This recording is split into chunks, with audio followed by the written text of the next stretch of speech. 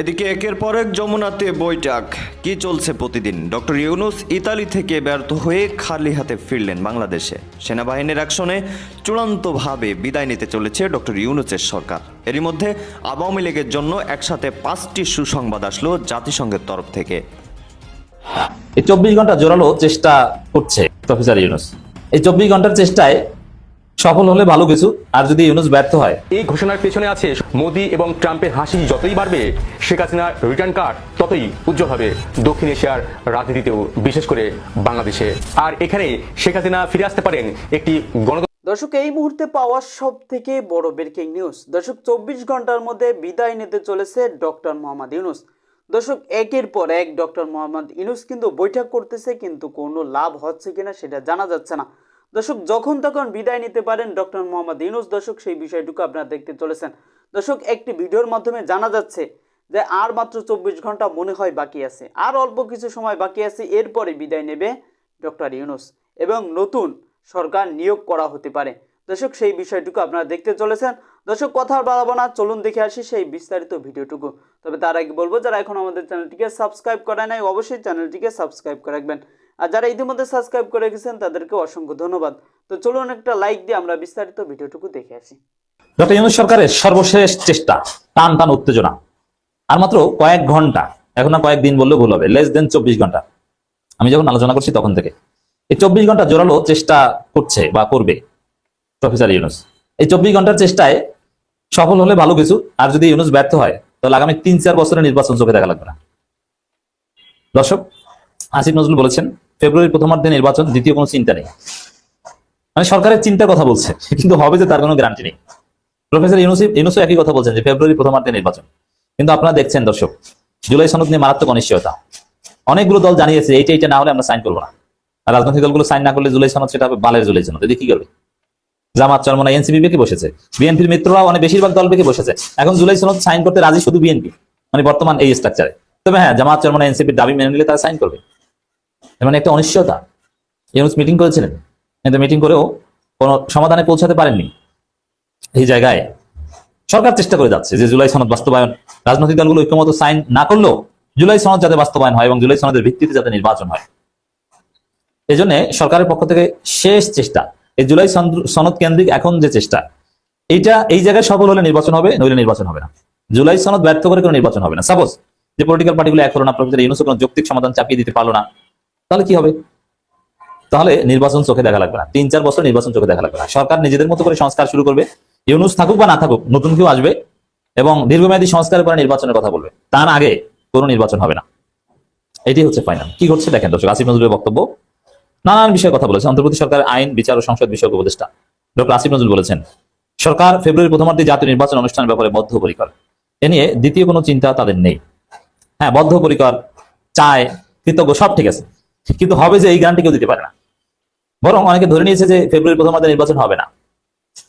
এখন ফেব্রুয়ারি প্রথমার্ধে নির্বাচন না হলে কি করবে? কার উপর দায় চাপাবে? কার উপর দায় চাপানো যায়? এখন এই লাইন নাকি ঘুরছে অনেকে, যে জামাতের আন্দোলনের উপর দায় চাপানো যায় কিনা, এনসিপি শাপলা প্রতীক নিয়ে জটিলতার উপর দায় চাপানো যায় কিনা, জুলাই সনদ নিয়ে বিএনপির ঘাটতারামির উপর দায় চাপানো যায় কিনা, এইগুলো নিয়ে আলাপ আলোচনা হচ্ছে। কিন্তু ফেব্রুয়ারিতে নির্বাচন হবে না, এটা অনেকে এখন বিশ্বাস করতে শুরু করেছে। সরকার চেষ্টা করছে, সরকার প্রমাণ করবে যে আমরা আন্তরিক ছিলাম, কিন্তু হয়নি, অমুকের কারণে, পলিটিক্যাল পার্টিগুলোর কারণে হয়নি। হ্যাঁ, এই পলিটিক্যাল পার্টিগুলোর উপর যদি দায় চাপানো যেতে পারে তাহলে একটা গোষ্ঠী জিতে যাবে। তাহলে ওই পলিটিক্যাল পার্টিগুলো আবার নির্বাচনের কথা বললে পিটিয়ে তাদের পাশা লাল করে দেওয়া হবে। কারণ সরকার জোরালোভাবে বলতে পারবে যে আমরা সিরিয়াসলি ফেব্রুয়ারি প্রথমার্ধে নির্বাচন চেয়েছি, আমরা অনাহত ছিলাম, দৃঢ় প্রতিজ্ঞ ছিলাম, কিন্তু তোমাদের ঘাটতারামির কারণে পারিনি। এখন আসলে নির্বাচনের কথা বলতে চুপ করে বসে থাকো। তখন মির্জা ফখরুলদের জীবদ্দশায় নির্বাচন দেখা লাগবে না, 3-4 বছরে নির্বাচন হবে না। এখন এই রাজনৈতিক দলগুলো ঘাটতারামি করলে তারপরে কি করতে হবে, এটা কিন্তু সরকার ঠিক করে ফেলেছে। দেখেন, সরকার পে স্কেল ঘোষণা করেছে, এটা বাস্তবায়ন করবে। পে স্কেল ঘোষণা করলে, বাস্তবায়ন করতে বলে, সরকারি কর্মকর্তাদের বেতন 2-2.5 গুণ হয়ে যাবে। তখন এই সরকারি কর্মকর্তারা নির্বিঘ্নে কোঅপারেট করবে ইউনূস সরকারকে, নির্বিঘ্নে দেশ চালাবে। আর রাজনৈতিক দলগুলো কেউ ইউনূসকে কোঅপারেট করবে, তখন বিএনপি ধ্বংসা হয়ে যাবে, চাঁদাবাজি শেষ হয়ে যাবে। কিন্তু চাঁদাবাজি তকমা থেকে যাবে। অতএব এই বিএনপি জুলাই সনদে বাধা দিচ্ছে, ঠেকিয়ে দেওয়ার চেষ্টা করছে, এর করুণ পরিণতি তাদের ভোগ করা লাগতে পারে। তিনি একই সঙ্গে উপদেষ্টাদের নিয়ে হওয়া সমালোচনায় গণতান্ত্রিক উত্তরণ হিসেবে আখ্যায়িত করেছেন এবং জুলাই সনদে সব রাজনৈতিক দলের স্বাক্ষর করার ব্যাপারে আশাবাদ ব্যক্ত করেছেন। এখন পর্যন্ত সেই চেষ্টাই করে যাচ্ছেন। নানান ইনফরমাল মিটিং, 24 ঘন্টায় অনেক মিটিং হবে, জামাত, এনসিপি কে কনভিন্স করা, চরমোনাইকে কনভিন্স করা, কিন্তু তারা এখন পর্যন্ত বেঁকে বসেছে যে এটা না হলে আমরা সাইন করবো না। নোট অফ ডিসেন্ট সহ সাইন করবে না অনেক দল। তো নোট অফ ডিসেন্ট মানে এই যে বিএনপি নোট অফ ডিসেন্ট দিয়ে যে অপরাজনীতি করছে, এটার জন্য একদিন তাদেরকে রিমোর্স করতে হবে।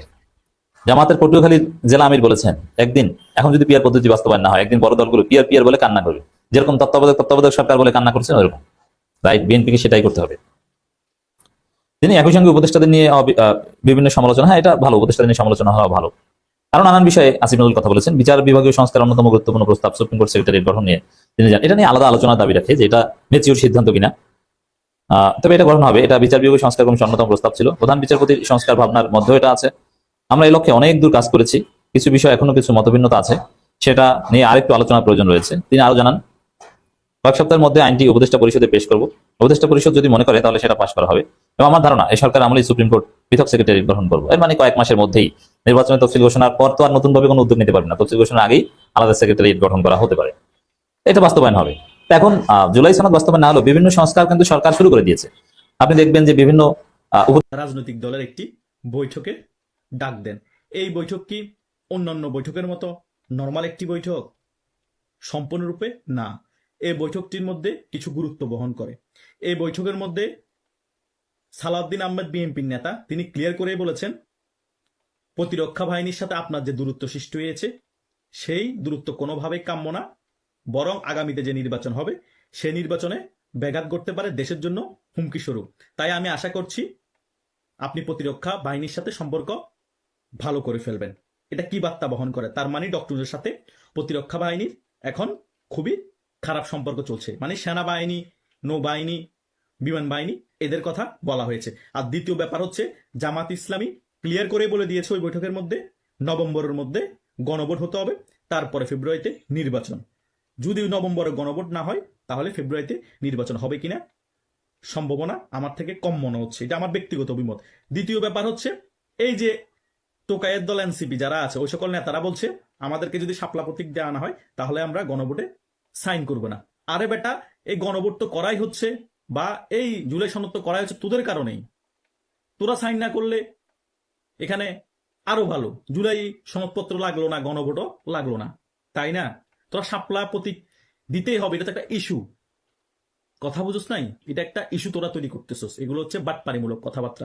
মূলত কিছু ইসলামিক দল, জামাত ইসলামী মিলে আর এই টোকা এনসিপি মিলে তারা চাচ্ছে কোন রকমে বাংলাদেশে নির্বাচন না হোক, আমরা নির্বাচন ছাড়া এখন একটি বিপ্লবী সরকার গঠন করব। মানে ডক্টর সরকারকে সরিয়ে দিতে হবে। 15 মাস পরে হলো, এখন তারা মেইন প্ল্যানিং এ নেমেছে, মেইন এজেন্ডা নেমেছে যে আগামীতে কোনো নির্বাচন নয়, আমাদের বিপ্লবী